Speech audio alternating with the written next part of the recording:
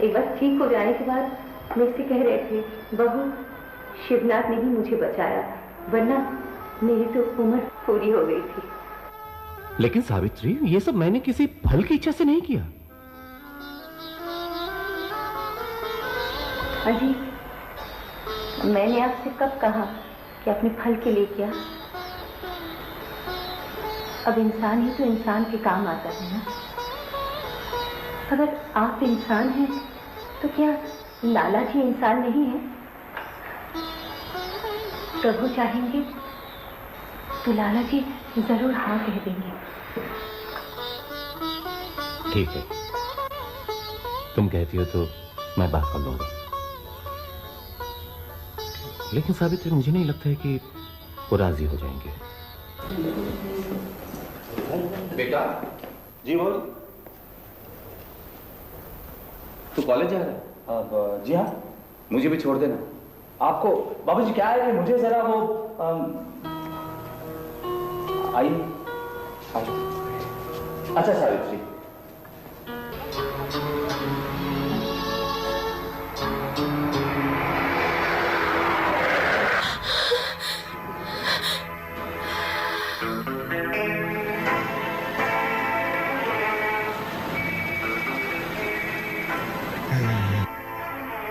ओए तारिया, ओए ड्राइवर ने इतनी जोर से ब्रेक मार दी है। ओए ओए कुड़ी डर गई है। बदतमीज। ओ बदतमीज नहीं जी, ये हमारी दुकान है, ब्रेक तो मारनी थी ना।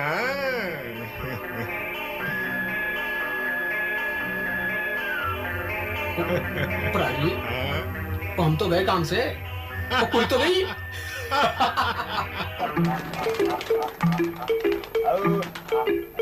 यार मुझे जाकर खाना खाना।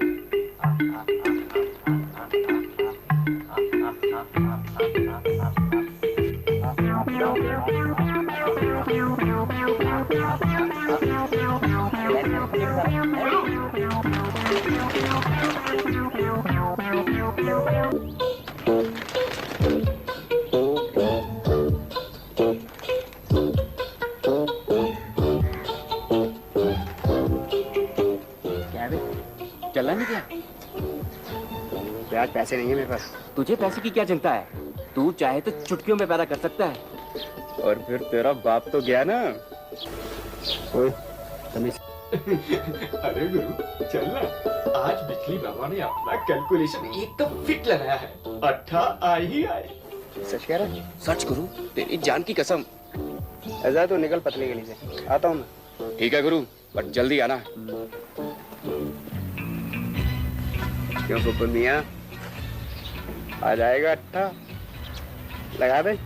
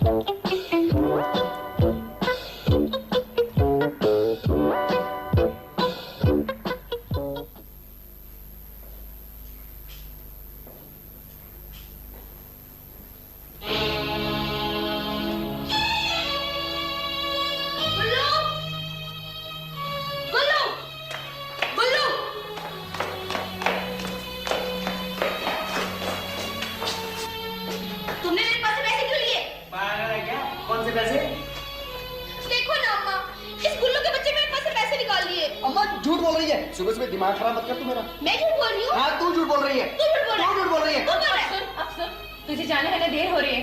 हाँ जा, मैं इसे निपट लूंगी।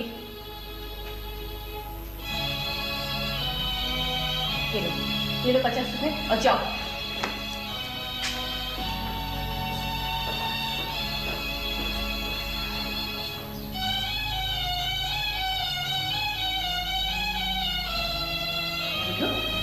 तूने पैसे लिए हैं? सॉरी अम्मा। सॉरी के बच्चे, तू बाज क्यों नहीं आता रे? अब कह तो दिया, गलती हो गई। अब 20 रुपए के लिए मेरी जान ले लूंगी क्या? बात 20 रुपयों की नहीं है, बात तेरी हरकतों की है। ऐसी कौन सी हरकत कर दी मैंने? डाका डाल दिया क्या? 20 रुपए जो लिए थे बताने वाला था तो छाया चलाने लग गई। अब वो गई तो तुम शुरू हो गई। करना हुआ जेल हो गया। हाँ हाँ, जो ठीक बात कहते हैं, तुझे घर जेल लगने लगता है। जब फेल होकर घर बैठोगे ना, तब मैं पूछूंगी। तुम अगर कुछ देर यूं ही बोलती रही ना, फेल हो ना हो, पागल जरूर हो जाऊंगा मैं। अच्छा जा जा जा, जा। अच्छा अम्मा 30 रुपए और दे दो। कौन से 20 रुपए? छाया को सुबह सुबह 50 रुपए और मुझे 20, ऊपर से चोरी का इल्जाम अलग से। ये ना मैं मुझे कॉलेज के लिए तैयार क्यों रखी? हाँ, अभी देती हूँ। कहो भाई शिवनाथ। नमस्ते लाला जी। नमस्ते नमस्ते। आज हमारी याद कैसे आ गई? तुम तो इधर का रास्ता ही भूल गए। नहीं लाला जी नहीं, परिवार की जिम्मेदारी में फंस कर रह गया था। अरे भाई हफ्ते 10 दिन में ना सही, महीने 2 महीने में चक्कर लगा लिया करो। तुम्हें देखकर आत्मा प्रसन्न हो जाती है। मेरी भी आपसे मिलने की बड़ी इच्छा हो रही थी, इसलिए चला है। सोचा किराया भी दे आऊं और आपसे मिलना भी हो जाएगा। अरे भाई ये सारा हिसाब किताब तो मुनीम जी रखते हैं। खैर लाए हो तो दे दो।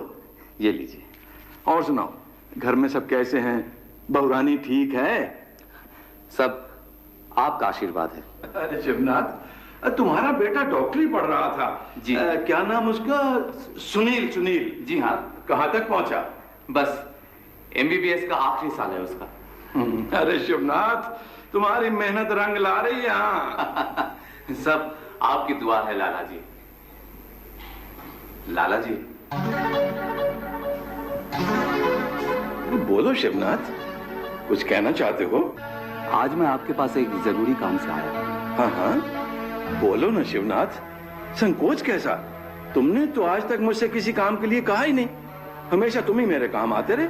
लाला जी, आपसे जब मकान किराए पर लिया था, आपने तो तब भी मुझे कहा था, लेकिन मैं ही।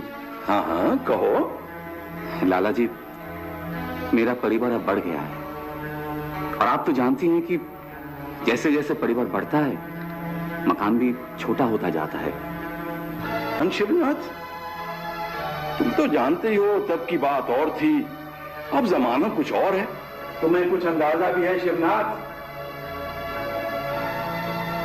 किराए कितने बढ़ गए हैं, जगहों की कीमत कितनी ज्यादा हो गई है। मुझे खूब अंदाजा है लाला जी, लेकिन मैं अपनी हैसियत देखकर नहीं, मैं तो आपकी हैसियत देखकर ही आया हूं।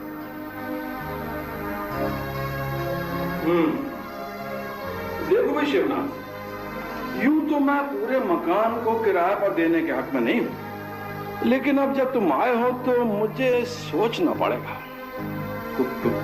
कोई बात नहीं है लाला जी, मैंने तो यूं ही गुजारिश की थी। अच्छा मैं चलता हूं। अरे शिवनाथ, अरे बैठो तो बैठो। अरे शिवनाथ, तुमने मेरी पूरी बात तो सुनी ही नहीं। हाँ, शायद मैं तुम्हें पूरा मकान तो किराए पर नहीं दूं। हाँ, अगर तुम चाहो तो मैं पूरा मकान तुम्हें बेच सकता हूं। लेकिन लाला जी, मकान खरीदने के लिए मेरी औकात कहां है?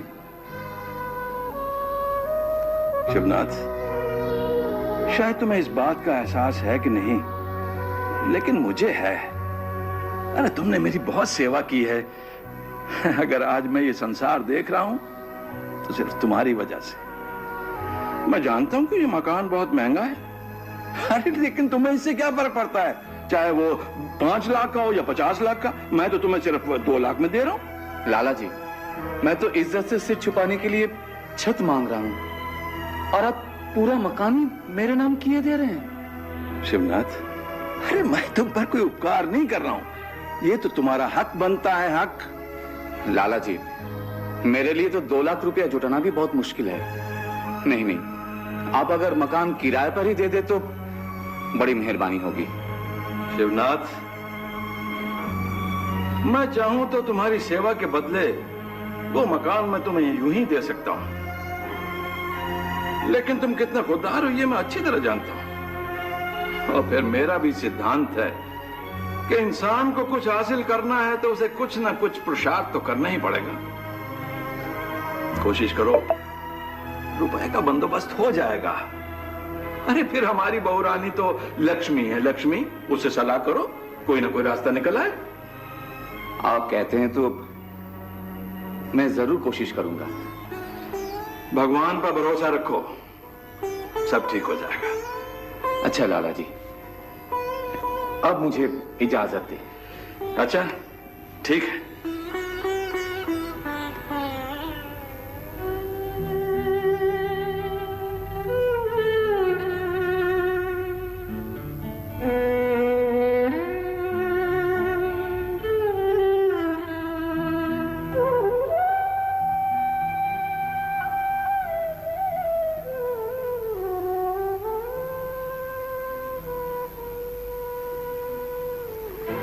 मैंने तो अपनी जिंदगी में इतना पैसा कभी एक साथ नहीं देखा है। मेरी मानो तो हम सब मिलजुल कर इस घर में गुजारा कर लेंगे। क्या जरूरत है ज्यादा जगह की? हाँ, अगर जगह चाहिए तो उसके लिए पैसा भी तो चाहिए।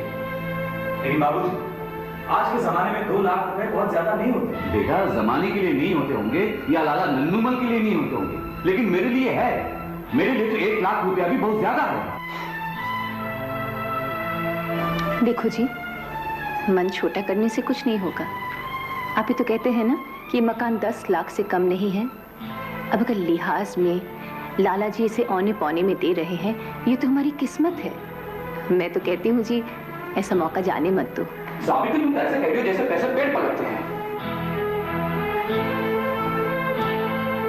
इसमें गुस्सा खाने की तो कोई बात ही नहीं है। मैं तो इसीलिए कह रही थी कि कल बच्चों का ब्याह होगा, बहुएं आएंगी तो कहाँ रखूंगी। अम्मा, तुम मेरी फिक्र मत करो, मैं तो बाल ब्रह्मचारी हूँ। हाँ, भाभी आएगी तो मकान जरूर बड़ा चाहिए। क्यों सुनील भैया? अबे चुप है ब्रह्मचारी, यहाँ पढ़ने के लिए तो एक अलग कमरा है नहीं। देखो भाई, तुम सब लोग यहाँ बैठे हो तो एक बार सोच समझ कर फैसला कर लो। मेरी समझ में नहीं आ रहा इसमें इतना सोचने विचारने की क्या बात है।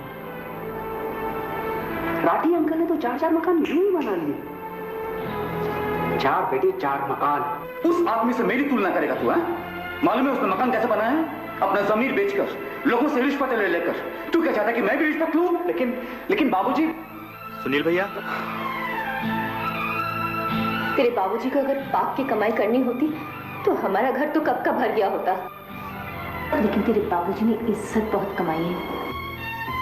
छोड़ो अम्मा, ऐसी इज्जत का क्या फायदा जिसको बनाए रखने के लिए पैसे को लोगों का मुंह देखना पड़े। अम्मा, आजकल के जमाने में पैसा है तो सब कुछ है, पैसा नहीं तो कुछ भी नहीं।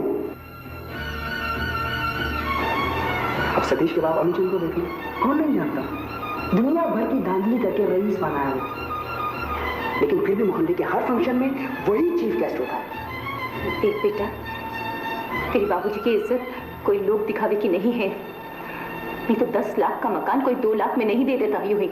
तो खरीद लो ना, इज्जत से 2 लाख भी इकट्ठे हो जाएंगे। बुल्लू, तू जाएगा नहीं यहाँ से?